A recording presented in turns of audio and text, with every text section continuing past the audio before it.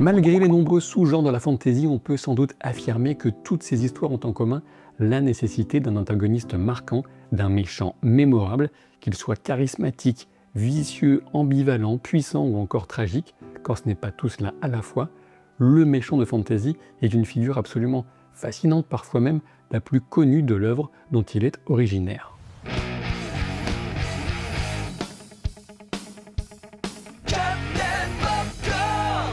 Je vous propose ici un classement très subjectif des 15 meilleurs méchants de la fantasy, un classement qui ne peut répondre qu'à mes préférences personnelles, puisqu'une autre approche manquerait d'authenticité et de passion. Quoi qu'il en soit, quand on parle de méchants, on se demande forcément comment les contrecarrer. Qui pourrait tenir tête aux pires méchants de la fantasy? La seule réponse ayant un tant soit peu de cohérence, c'est bien évidemment les Vikings. Quel rapport avec cette montre? Attendez un peu de patience, même si je comprends votre fascination pour cette montre super canon, je vous propose un instant culture. Or donc on a découvert que des mercenaires vikings ont résidé à proximité d'Istanbul entre le 9e et le 11e siècle, et à cette époque, je peux vous garantir que ni Morgoth ni Sauron n'ont jamais été vus dans la région, ce qui vient souligner la pertinence de mon propos initial. Si Batonéa sur la rive de la mer de Marmara a bien accueilli des vikings à 20 km d'Istanbul, alors il est parfaitement légitime que cette montre me fasse penser à la fois à Istanbul et aux vikings. Non mais attendez un moment, je vous sens un poil perplexe, concentrez-vous. Cette montre en érable et acier inoxydable avec ses gravures absolument magnifiques a été baptisée Missir par la marque Holzkern. Missir en référence au bazar couvert Missir Karsizi d'Istanbul, où l'on vend notamment des épices. Au final, si cette montre fabriquée en petite quantité pour une production responsable et éthique m'a d'abord fait penser aux Vikings, c'est surtout parce que je suis un inculte qui ferait bien de visiter Istanbul, à n'en pas douter, mais ça on le dira pas en vidéo, bien sûr. Comme tous les produits Holzkern, cette petite merveille intègre des matériaux naturels et bénéficie d'une garantie de 2 ans. Son style affirmé, mais classe, viendra souligner votre masculinité turco-viking et plus si affinité. Et puis elle est résistante et waterproof, ce qui est toujours un avantage en voyage. Chez Holzkern, on trouve des montres et bijoux pour hommes et femmes, et ce sont autant de cadeaux magnifiques avec un large éventail de budget, sachant qu'avec une livraison gratuite en 2 à 5 jours ouvrables, c'est une idée ou une envie qui devient vite réalité. Comme tous ceux qui ont su en profiter suite aux précédentes vidéos, saisissez les 15% de réduction en passant par le lien en description et le code POPCOLSKERN que vous retrouverez aussi éplé en commentaire épinglé. D'ailleurs, je vous montre ici même comment utiliser le code lors du paiement. Hop, j'entre POPCOLSKERN et les 15% de réduction s'appliquent, c'est facile.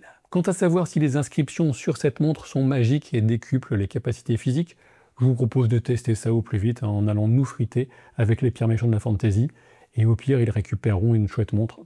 Comme souvent, je commence ce classement par des mentions honorables avec certains noms qui auraient figuré dans les premières places de classement établis par certains d'entre vous. Je pense que vous ne m'en voudrez pas trop, mais je tenais néanmoins à citer certains de ces grands noms. Apparemment, quand on connaît bien One Piece, il y a un méchant particulièrement marquant, sachant que la galerie de personnages est aussi vaste que haute en couleur rose en l'occurrence, avec Don Quichotte Doflamingo, un blond de plus de 3 mètres de haut qui dirige la pègre du Nouveau Monde et porte un manteau de plumes inspiré du flamant rose. Derrière ses lunettes de soleil se cache le regard d'un homme extrêmement cruel et sûr de lui.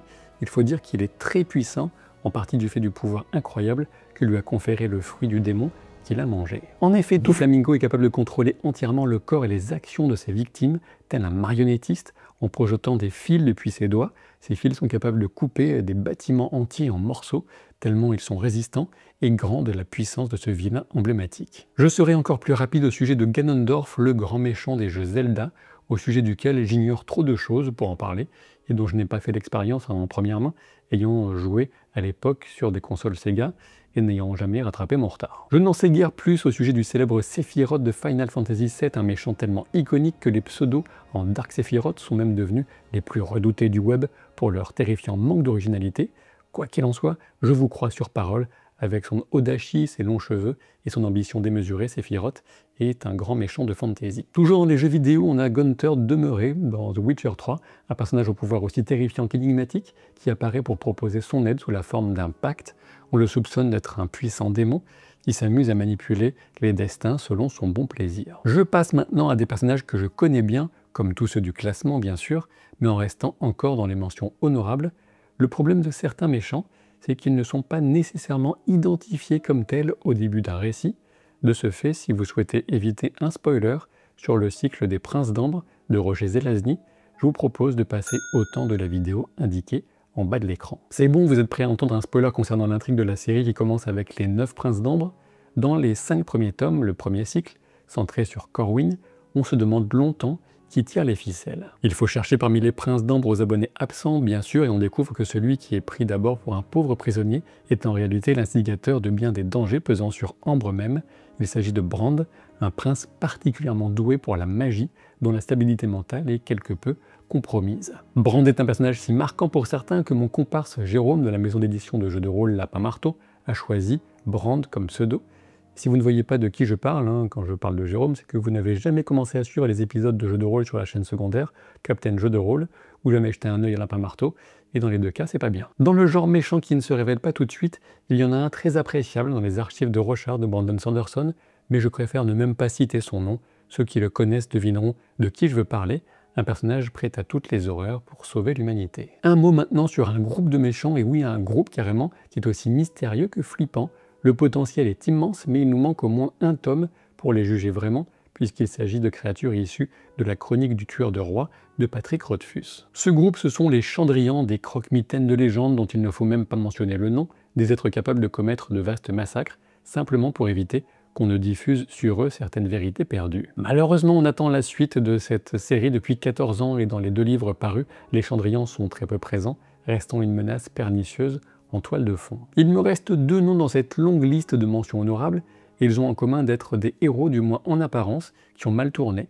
Dans le cas d'Arthas Ménéthil, le prince idéaliste se transforme en répurgateur qui va perdre son empathie et son humanité à force de combattre le fléau mort-vivant. Son histoire s'inspire aussi un peu de celle d'Elric de Melniboné, au moment où il saisit une épée runique, deuil givre qui va commencer à ronger son âme. La chute d'Arthas va le mener au statut de roi Lich, le principal antagoniste d'une célèbre extension de World of Warcraft, Wrath of the Lich King. Dans un destin un peu comparable, j'en viens à l'un des méchants les plus connus et iconiques de tous les temps, à savoir Darth Vader, ou Dark Vador en VO, Anakin Skywalker. Si je le laisse en mention honorable, c'est du fait de l'incertitude constante pesant sur la classification de Star Wars entre SF et fantasy. À n'en pas douter, Star Wars est un petit peu des deux à la fois, mais je ne voulais pas mettre de côté certaines figures moins connues pour parler de Darth Vader. Il va de soi qu'il est mythique et dépasse de loin tous les autres méchants de Star Wars à mes yeux, et sans doute pas mal d'autres méchants tout court. Il est temps de passer à la 15e place de mon classement des méchants de fantasy avec une certaine Ethel, une gentille vieille dame qu'on croise dans le chef-d'œuvre du jeu vidéo Baldur's Gate 3. Alors oui, si vous n'avez pas joué et comptez le faire, on entre encore une fois en territoire de spoiler. Donc cette bonne Tati Ethel, vous la croisez d'abord dans un camp de réfugiés, mais au fil de vos explorations, vous finissez par comprendre que c'est une guenaude, à savoir une créature issue de la féerie, mais version abominable, une sorcière qui torture, qui maudit, qui mange les gens. Plus on en découvre sur elle, plus on la déteste. De mon point de vue, les grands méchants de Baldur's Gate 3 ne brillent pas forcément par leur originalité, même si Ketheric a une histoire pas inintéressante, mais clairement, c'est Ethel qui est l'antagoniste qui m'a le plus marqué dans ce jeu immense et fascinant, tout simplement parce que c'est une ordure de la pire espèce, cette Ethel, une sorcière de cauchemar dans toute son hideuse splendeur. Un statut qui ne fait que prendre de l'ampleur quand on la recroise dans le 3e acte, quand on fouille bien la ville du moins, et si on a décidé de l'épargner durant le premier acte du jeu. Le numéro 14 des méchants de fantasy est le charismatique Thulsa Doom du film Conan le Barbare, pas un hasard que celui à qui Darth Vader doit sa voix incroyable. James Earl Jones a aussi incarné à l'écran ce chef de guerre qui a su bâtir un culte dévoué corps et âme à sa personne. Assassin de la mère de Conan dans une scène initialement bien plus violente encore que ce qui a finalement été montré à l'écran, Thulsa a la capacité de se transformer en serpent géant, ce qu'on peut associer symboliquement à son emprise sur l'esprit des membres de la secte. Ivre de domination, il démontre son emprise en ordonnant à une jeune femme de se jeter dans le vide à sa simple demande. Thulsa Doom est une pourriture finie, mais il est fort différent de son homonyme dans les écrits de Robert Howard, le créateur de Conan, dans lesquels il est un sorcier immortel au crâne squelettique. Pour la 13e position, c'est un choix très personnel à n'en pas douter en la personne de Hurle, chef des Chevaliers Tonnerre dans la saga de bande dessinée Légende des Contrées Oubliées.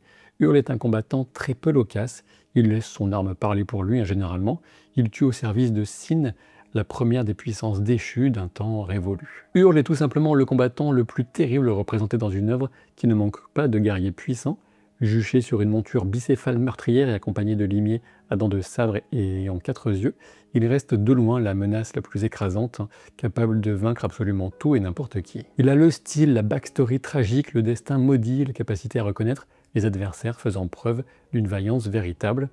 Je l'aime bien. En 12e place, j'ai choisi Darkness du film Legend de Ridley Scott. Voilà la représentation physique la plus marquante d'un méchant de type diabolique, jamais proposé à l'écran.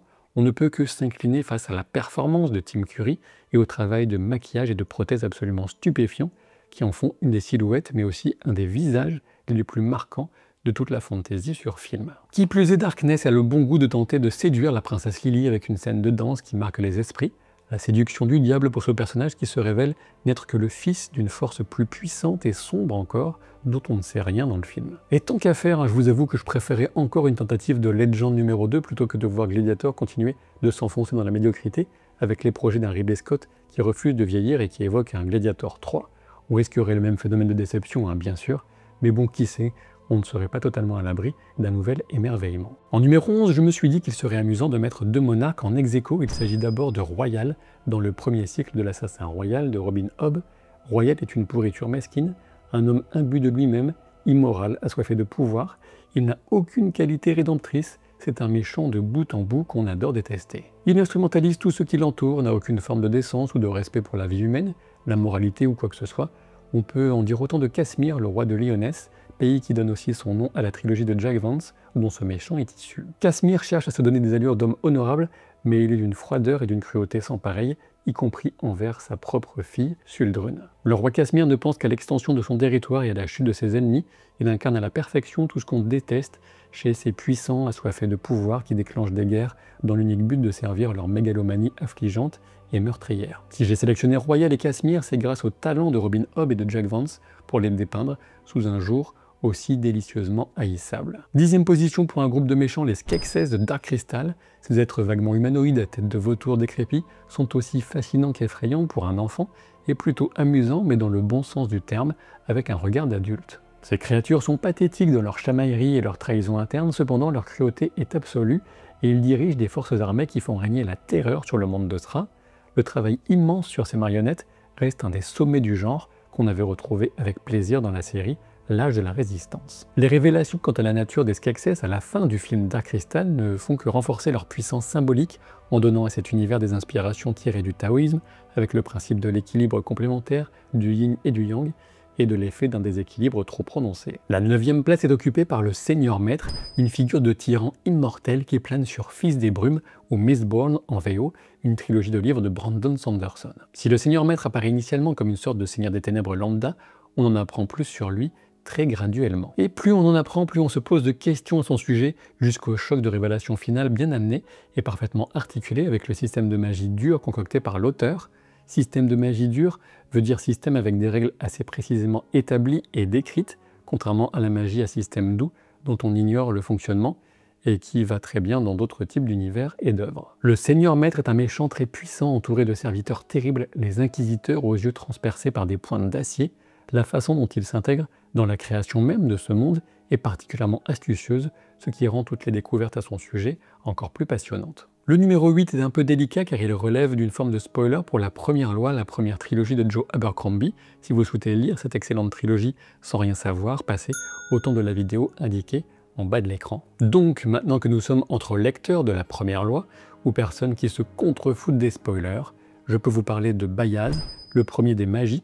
Raconter son histoire prendrait une vidéo entière, mais ce qu'il faut savoir, c'est que Bayaz est le manipulateur le plus retors de cet univers. Âgé de nombreux siècles, il a cultivé son influence au moins autant que ses pouvoirs magiques, et on le retrouve en coulisses de beaucoup d'événements majeurs et souvent catastrophiques. Il ment bien sûr et instrumentalise les protagonistes de la plupart des livres de cet univers, et notamment ceux de la première loi. C'est un traître avide de pouvoir qui a compris que le pouvoir économique remplace doucement mais sûrement la domination magique qui assurait auparavant la prééminence absolue.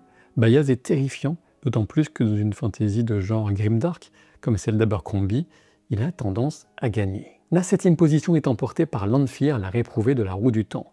Dans une œuvre qui a son lot de méchants, Lanfear tire son épingle du jeu à plus d'un titre. Ses motivations sont parfois ambiguës. Elle agit par amour, par dépit amoureux, par narcissisme, par désir de pouvoir. Lanfear passe son temps à manipuler et à réfléchir à la meilleure issue possible pour elle. Dans la série, elle apporte énormément dès son apparition en saison 2. Dans les livres, son destin final est une véritable masterclass qui demande un peu de recul et de réflexion au lecteur pour être pleinement comprise. Lanfear est extrêmement puissante, mais elle démontre que l'intelligence mène toujours plus loin que le pouvoir brut. J'attribue la 6e place à Calor, le Haut Roi, un personnage de l'une des meilleures sagas de fantasy de tous les temps, à savoir le livre des martyrs de Steven Erikson. Vous ne serez pas surpris que j'en reparle si vous avez vu mes 2 vidéos consacrées aux meilleurs univers de fantasy. La décalogie du livre des martyrs est immense, aussi bien en volume qu'en ambition, et compte énormément de personnages, dont un bon paquet qu'on peut classer comme des méchants.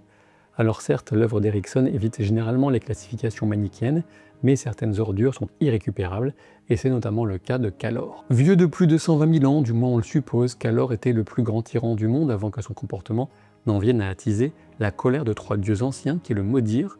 Évidemment, il les maudit en retour, en usant du pouvoir des 7 millions de vies qu'il venait de sacrifier. Oui, 7 millions, un Calor ne fait pas les choses à moitié. Il conquiert et brûle un continent, il établit des centaines de royaumes qui finissent toujours par s'effondrer.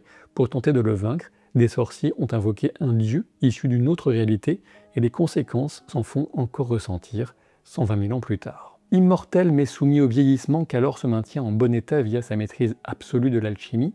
Excellent combattant et stratège presque inégalé, il est un méchant plus grand que nature, et pourtant juste un personnage parmi bien d'autres dans cette saga sans pareil, mais croyez-moi, vous allez le détester. En numéro 5, j'ai choisi Cersei Lannister, difficile de départager entre Ramsay Bolton, Tywin ou encore Littlefinger, ou même Joffrey, son premier fils, mais Cersei reste la méchante emblématique de la série, il me semble. Si le roi de la nuit, qui n'existe pas, ou du moins pas encore dans les livres, a une aura de fou, difficile de nier qu'il était plus intéressant de suivre les manipulations de Cersei, et notamment son coup de maître avec l'explosion du grand septuaire de Baelor. Dans les livres, Cersei est assez différente que ce qu'on voit dans la série, mais je vous avoue que ma lecture remonte tellement maintenant que je garde une image plus vivace de la version du personnage proposée par la série. La motivation de Cersei puise généralement dans l'amour pour son frère, puis pour leurs enfants, ce qui la rend indéniablement tragique, même si elle est aussi pas mal assoiffée de pouvoir, on va pas se mentir. Game of Thrones n'aurait tout simplement pas été le même phénomène sans elle, alors merci pour tout Cersei, et désolé pour cette mort un peu claquée au sol, comme ta tête. La 4e position fera débat, d'autant plus que je triche, bien sûr, en réunissant 2 méchants complémentaires en la personne de Morgoth et Fëanor. On parle surtout ici du Silmarillion, puis qui relate, comme vous le savez, les temps anciens de la Terre du Milieu. Si Melkor, l'archétype de l'ange déchu, se nomme ensuite Morgoth, c'est parce que Fëanor lui donne ce nom qui signifie sombre tyran ou noir ennemi. Morgoth est le plus puissant des Valar, l'équivalent des archanges au service du dieu unique. Il se rebelle bien sûr et décide de s'incarner en Arda pour façonner la création selon son bon vouloir et au final tout corrompre. Morgoth est une présence terrifiante tout au long du Silmarillion. C'est un modèle de maître du mal absolu qui transforme et pervertit nature et créature pour les tendre à son service. Du côté de Fëanor, celui de tous les elfes à l'esprit le plus brillant et aux créations les plus merveilleuses, on assiste à la chute de celui qui avait tout pour lui et surtout à sa capacité à entraîner avec lui des dizaines de milliers d'elfes. Incapable d'écouter les mises en garde des Valar, qu'il va tout bafouer par orgueil et par rage, enfermant ses propres fils dans un serment qui entraînera des conséquences désastreuses au fil des millénaires. Aveuglé par la haine et surestimant ses capacités, Fëanor meurt seul, terrassé par des balrogs. Difficile de vraiment pleurer sur le sort de ce flamboyant imbécile qui a mené tout un peuple au bord de l'anéantissement le plus absolu. Peut-on le qualifier de méchant? La discussion reste ouverte, mais il ne mérite même pas le titre de anti-héros tellement ses actions sont mal avisées et immorales, notamment quand il ouvre le premier fratricide des elfes. Pour ma part, je pense qu'il mérite bien de figurer dans cette liste, en tant que fascinante figure d'hubris et de déconnexion entre intelligence et talent et sagesse. Sur la 3e marche du podium, je vous présente Griffiths de Berserk. Je pense que l'œuvre est assez ancienne et connue pour qu'on se passe d'avertissement spoiler, mais au cas où, vous parviendrez facilement à passer au 2e du classement. Griffiths est initialement un chef de bande de mercenaires qui fera tout pour monter tout en haut de l'échelle et fonder un royaume idéal. L'intention de Kentaro Miura consiste à souligner que l'idéal, poussé à son paroxysme, rejoint un extrémisme absolu et terrifiant. Griffiths est un homme qui idéalise ses ambitions à un niveau tel qu'il se dépouille de son humanité au sens propre comme au sens figuré. S'il commence en vendant son propre corps et en enchaînant les actes immoraux, il finit par sacrifier tous ceux qui ont consacré leur vie à servir son grand projet et profane tout ce qu'il y avait de bon et de pur autour de lui. Avant d'en arriver à un tel niveau de dépravation, Griffiths a enduré un terrible martyre, il est vrai, et surtout, on s'interroge quant à son degré de libre arbitre, puisqu'il a été choisi par le Béhérit rouge. Dans Berserk, celui qui tente d'exprimer une forme de libre arbitre, envers et contre tout, est Guts, et il en paie durement le prix, risquant à son tour de se perdre. Méchant fascinant, s'il en est, on ignore quel destin Griffiths aura dans le projet de mener à terme Berserk, malgré la tragique disparition de son créateur visionnaire. On en vient à la médaille d'argent que j'ai souhaité partager en deux, encore une fois, en restant dans l'univers du Seigneur des Anneaux, mais cette fois pour aller vers Gollum et Sauron ou Sauron. Tout le monde les connaît très bien maintenant, ou pas loin, deux créatures liées par l'anneau unique qui causera leur perte simultanée, hobbits transformés en pitoyables créatures meurtrières et soumises à une accoutumance insatiable pour l'un, anges corrompus et convaincus de pouvoir ramener l'ordre en terre du milieu pour l'autre. Ils se sont tous les deux fourvoyés, mais Gollum reste une victime des maléfices de Sauron, bien sûr. La miséricorde de Gandalf pour Gollum mène au final à la défaite de Sauron, qui est sans nul doute le méchant le plus célèbre de toute la fantasy. Pour la première place, j'ai voulu faire mon original et mettre en avant la fantasy française avec Benvenuto Gesufal, le personnage principal de Gagner la guerre de Jean-Philippe Jaworski. Mon raisonnement est plutôt simple, on a rarement un méchant aussi développé et suivi dans l'intimité de ses pensées et raisonnement de ses actions que Benvenuto, le spadassin increvable et irrécupérable.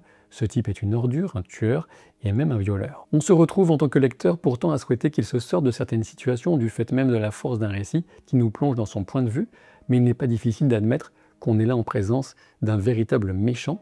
Même s'il combat d'autres salopards, de temps en temps, il tue des innocents, et surtout, il le fait avec une immoralité assumée. Une lecture qui nous met presque dans le rôle de complice de Benvenuto, ce qui amène à s'interroger sur le rôle du lecteur et peut clairement en mettre certains mal à l'aise, d'autant plus que le rôle réservé aux femmes n'est pas glorieux, principal défaut de l'auteur, à n'en pas douter, et ce en dépit d'un talent éclatant par ailleurs. Benvenuto ne peut pas trouver grâce à nos yeux, mais on peut aussi remarquer qu'il est au service d'un personnage littéralement machiavélique, en la personne du Podesta, Léonide Docatore, que j'ai hésité à mettre en duo avec lui à cette première place. Le statut de méchant de Benvenuto se poursuit notamment dans l'excellente trilogie du Chevalier aux épines, et en particulier dans son deuxième tome, Le Conte de l'Assassin.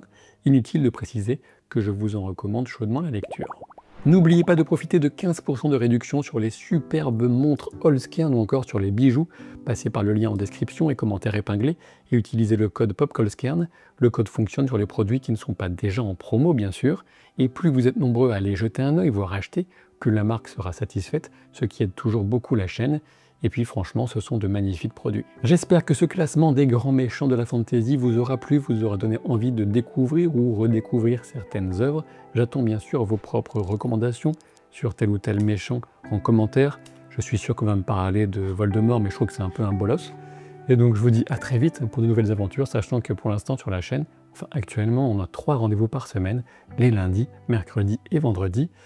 À très bientôt. Salut!